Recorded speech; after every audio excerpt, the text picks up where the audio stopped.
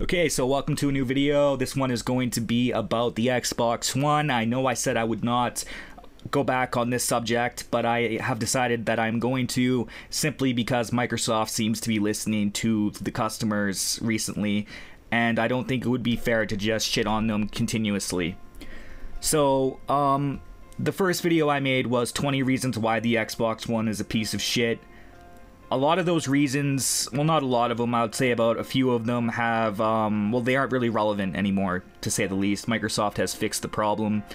Not completely. A lot of the reasons are still valid, but they do seem to be catering a little bit more to fixing the console. So I'm going to try to not fucking spam this video with ums all the time. I understand the complaints I got in the last video about that.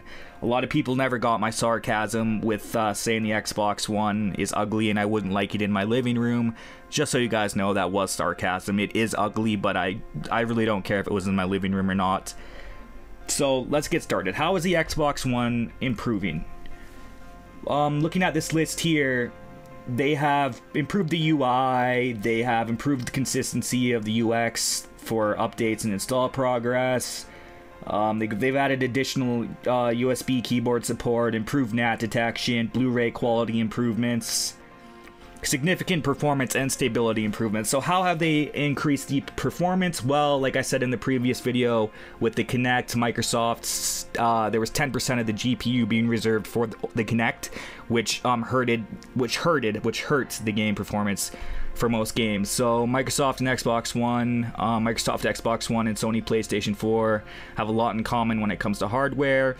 This is another subject I wanted to touch on. People complaining or saying that, yeah, the PS4 has superior hardware, but the RAM is still the same and you're just making bullshit. No, I'm not making bullshit up. The PS4 does have better hardware. The RAM difference is significant enough to make a difference. And if you disagree with me, that's fine, but you will see in a lot of these multiplats that are coming out that the PS4 versions will remain supreme.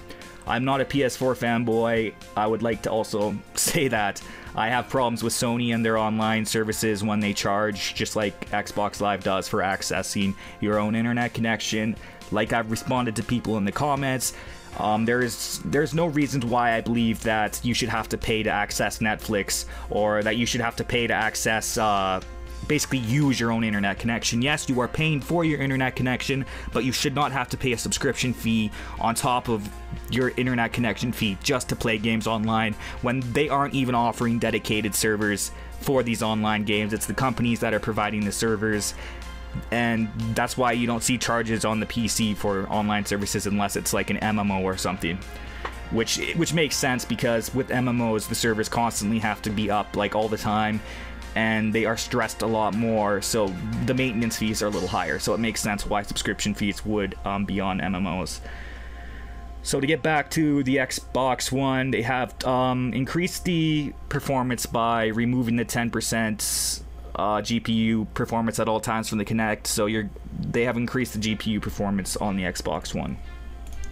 So what have they improved? Well, they've improved the UI, they've improved the consistency of the updates, they've added keyboard support, they've got Blu-ray quality improvements, significant performance improvements, and for the most part, these are really good changes. And this is why I want to give Microsoft some credit here, because they do deserve credits. They are trying to make this console better.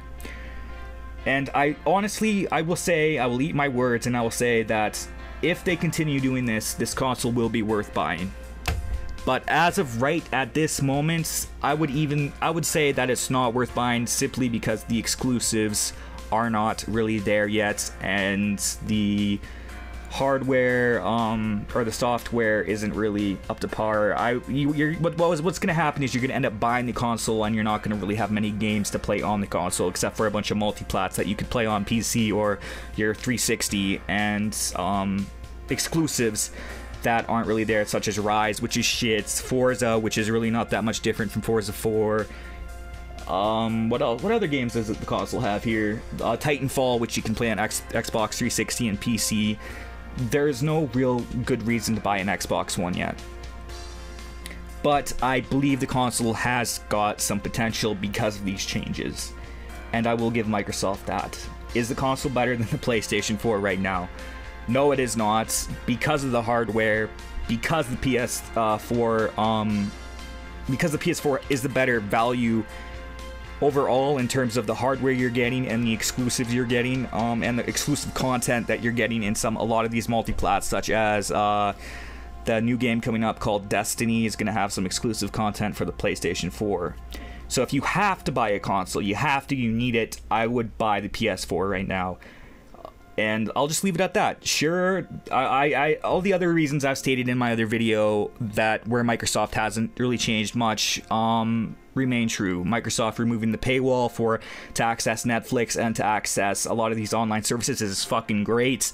But there's no excuse for having that paywall in the first place. So, you know, the PlayStation 4 doesn't have that paywall, but suddenly the Xbox One does, and now they're removing it. Well, that's good, because the competition's hardware didn't launch with it. What else? There are some things the Xbox One does apparently do better, which is streaming.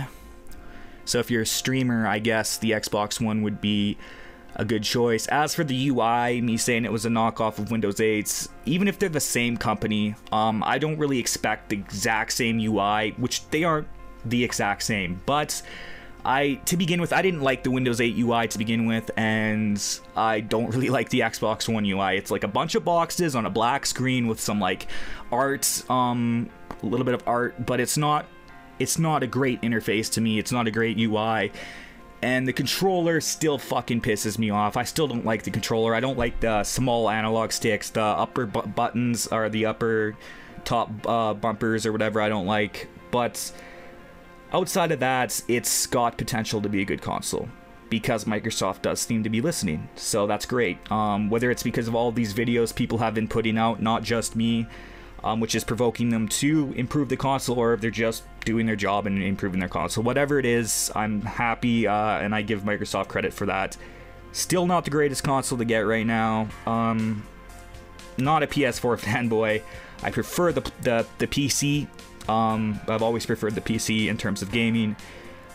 There just isn't the same support in terms of giving you like the big AAA exclusives, AAA exclusives you don't quite get on the PC as much anymore. But it seems like we always have to wait for games to come out on the PC. It'll come out on the consoles first, and then eventually it'll come out on the PC, which sucks. But usually the PC versions are superior. Usually PC games look better, and that's because the PC hardware is better. So hopefully I didn't say too many times in this video. Hopefully I didn't come off as too much of a fanboy, but my opinions haven't really changed that much. But I'm gonna give Microsoft some credit, and I'm just gonna leave it at that. So whether you agree or not, whatever, I am not gonna try to be like some biased motherfucker who's gonna be like, oh, Microsoft or the Sony or fucking Microsoft sucks so much dick and Sony's fucking way better and all that shit. I'm not gonna be like that. But the PS4 is still better in terms of hardware, in terms of exclusives, in terms of the exclusive lineup, in terms of indie support, in terms of online services being cheaper. The list goes on. But Microsoft is slowly catching up here, and it's good to see. So I'll leave it at that. Yeah, peace out.